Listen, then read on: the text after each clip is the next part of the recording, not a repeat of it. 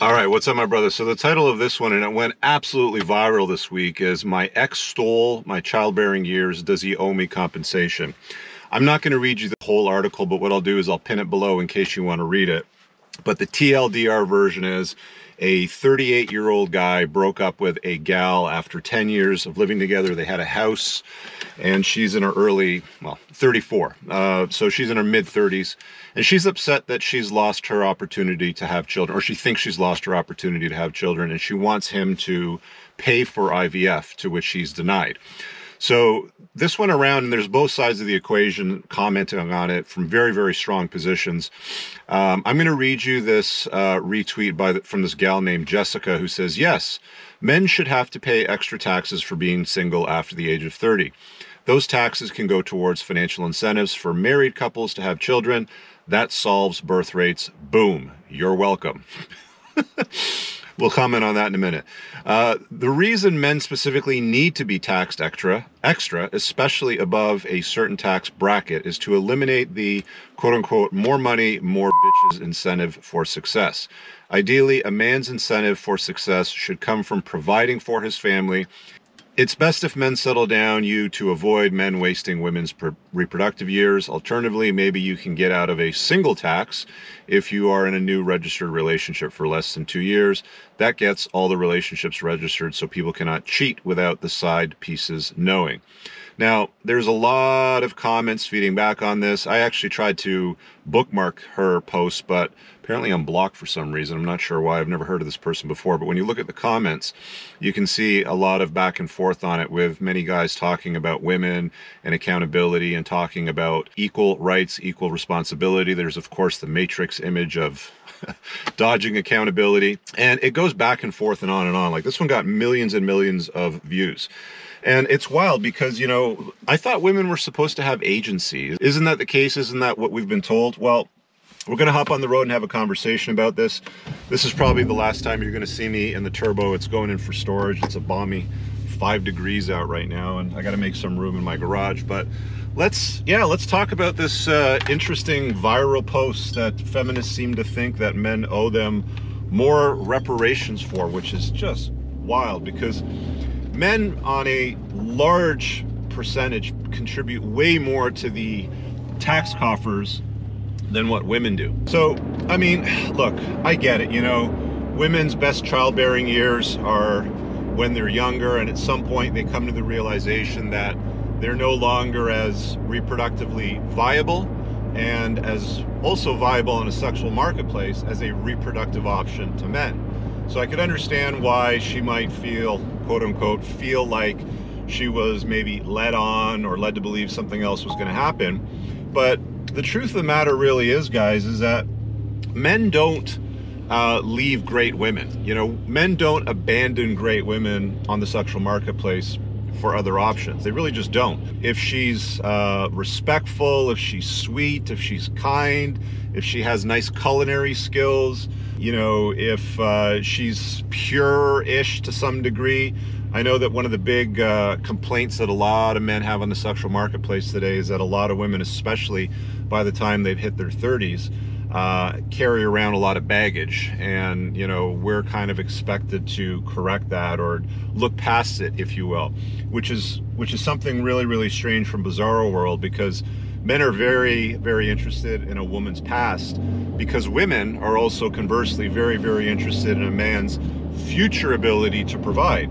Women don't want to have children, generally speaking, with guys that are incompetent, aren't resourceful, don't have money, aren't handsome, tall, good looking, and all that sort of stuff. They overwhelmingly choose men that are well put together, not that are lazy or incompetent, which is wild. Now, here's what's also interesting. Women initiate about 80% of divorces today, and the family court system enforces men's obligations on women and mothers after divorce, which means in a marriage, you have the obligation to, pay for the mortgage in the house and provide and all that sort of stuff because you're together. And the courts can enforce those obligations on men after the divorce, even when she's no longer with him. But the courts don't enforce a woman's obligation in a marriage on a man post-divorce, i.e., loving for him, caring for him, offering sexual opportunities, that sort of stuff. So it's a wild dynamic. It's very asymmetrical, and it's asymmetrical, to the point nowadays where these toxic narratives of feminism are telling women, you're perpetually the victim. And it's wild because, women are told, well, you're less than men, or you're equal to men, and you're also better than men simultaneously. And I don't know how women can be less, equal, and better than men all at the same time, while still complaining about the results that they get out of life, especially later on in the life as they become older. And they play the victim in the chaos they create. There's nothing that I hate more, that grinds my gears more, than anybody, men or women, that play the victim in the very chaos that they've gone out there and created for themselves by their choices. But the whole accountability metric, and guys, this is where you can do something about it, holding women accountable. I mean, videos like this should be shared, that I'm making right now, to other guys and women more, so that they hear these messages. So do that. Comment below and chop it up there if you have some disagreements with what I'm saying here in this video. So this guy, was with the gal for 10 years. In the article, it mentioned that he was the breadwinner, that he was chasing excellence. He was doing all the things that make him attractive to women. And her position was, I'm going to take a little bit more of a backseat. I'm going to work a less lucrative job with fewer hours, under the idea that we're going to have children one day and I'm going to raise them. But this guy changed his mind. And why is it okay for women to change their mind in a marriage and get divorced and take half his shit and the kids most often because they get custody, again, 80% of the time, and also, put them through the ringer in all those areas?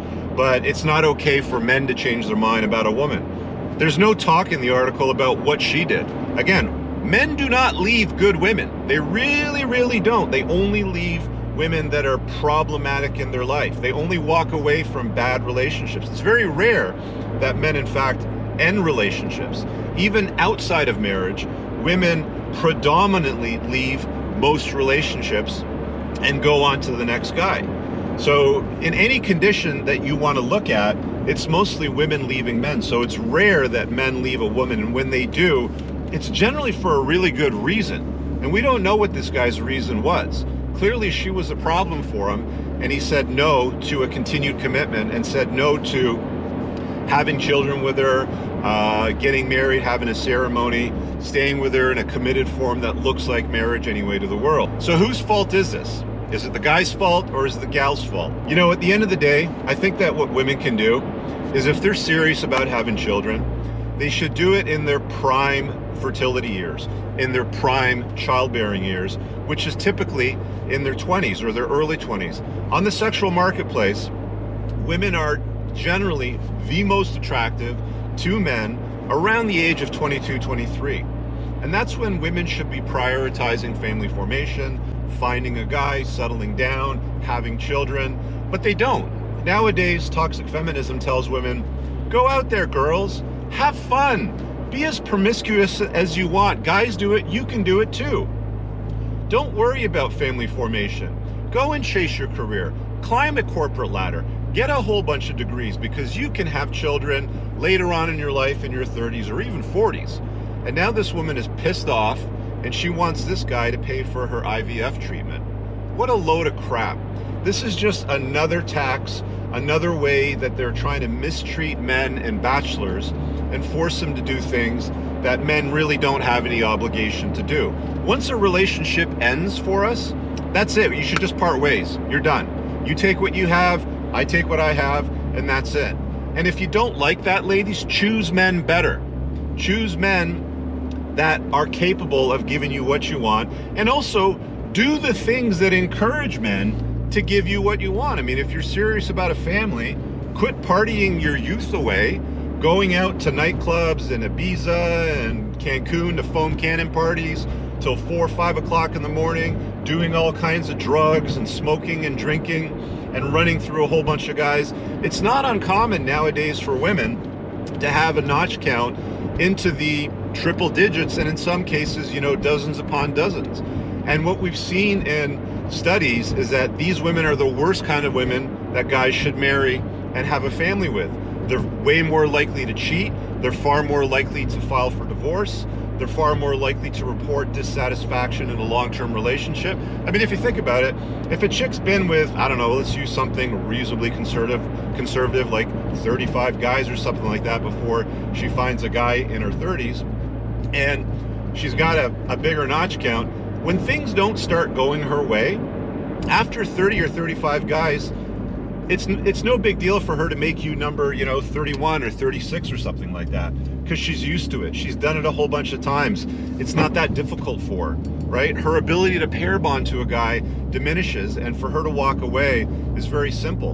And it's just so funny to me that women think that they can dodge accountability completely, blame men, and recommend to the lawmakers that there's some kind of a tax that's offered to, penalize men that walk away from terrible relationships. Again, I'll say it again. Men generally do not walk away from good women. They just don't. If there's a good woman in our life that's useful, that's respectful, that offers us sexual opportunities, that are enthusiastic, and were never offered to any other guy, men don't typically leave those women. I've seen it time and time again. I've coached thousands of men, and I've had lots and lots of conversations with both men and women, and that's the reality of what men choose. They just don't want anything to do with a promiscuous woman. They don't want to commit to a woman that's problematic in their life, that creates headaches and a nightmare for them over the long term. And that's really one of the only reasons why guys tend to leave long-term relationships and say, I'm done. So ladies, if you want a guy to commit to you, quit partying through your youth and your best years for reproduction and fertility, and take a relationship and motherhood, if that's what you're looking for, seriously. That's what your ancestors did. That's what your grandmother, your great-grandmother, and so on, way down through your lineage did, was they prioritized family formation, not partying, finding themselves, getting degrees and all this crap. It's not our problem or our fault that you didn't get what you want in your 30s. Be a better woman. And guys, on your end of the equation, you need to choose better. You need to do a better job of vetting women. Stop getting involved with these women that aren't good for long-term relationships. Don't keep them in your life. If you discover early on that she's a problem, or that she has a peppered past, or that she's made bad choices, or that there are problems or baggage that she brings to the table, don't waste your time. Why would you invite her into your life? In this particular scenario, in this article, they had bought a house together, so they were living together. Broke girl with successful guy, story as old as, since the beginning of time, if you can put it that way. Women are hypergamous. They like to marry and date up. They want to be with a giant. They want to be with a better man. They don't want to be with a loser. So she found one, and somewhere in that equation, it sounds like she screwed it up. And now women, toxic feminists, are trying to talk about ways to have the government enforce his obligations to her to have children, to have the guys pay for her IVF, to have the guys pay for her stupid choices and continue to pay for these taxes over a long-term basis. What do you think? Am I on the mark on this one? Am I missing the mark? What's your experience been? And for the men out there that have watched my videos and enjoyed my books, I have something for you. There's a school that I've created called the School of Unplugging. It's pinned in the bottom link below. It's where I teach you how to level up on the 7 spokes of a high-value man, how to get what you want out of life, relationships, money, and women. I built it for you. It's very simple. You follow these 7 spokes. It's copy-paste formula. You go check it out, gentlemen. It's pinned below in the top comment. We'll see you in the next video. Let me know what you think. Peace out. I don't ever slow up, no I don't take shit. I got no love for the fakeness. If you wanna play tough and wanna hate this, I'll always show up.